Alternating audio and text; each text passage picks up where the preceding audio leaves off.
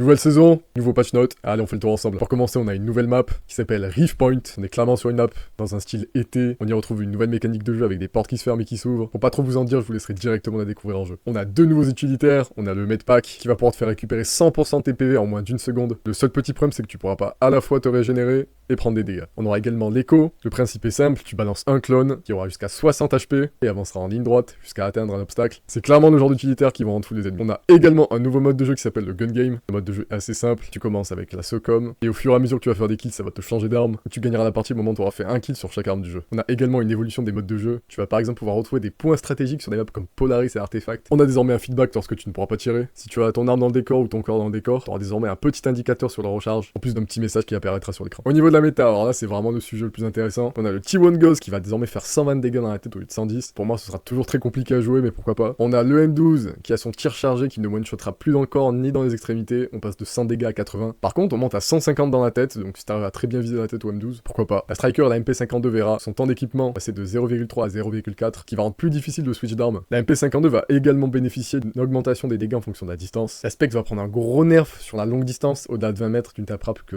10% des dégâts. On a également la SOCOM qui va perdre environ 20% de dégâts à toutes les distances, me demandez pas pourquoi, je ne sais pas. Et pour terminer, on a la Needle qui va avoir un nerf au niveau de ses dégâts, mais une énorme augmentation de la cadence, qui fait qu'elle est globalement entre 15 et 20% plus puissante. Ce sera tout pour ce patch, allez à très vite.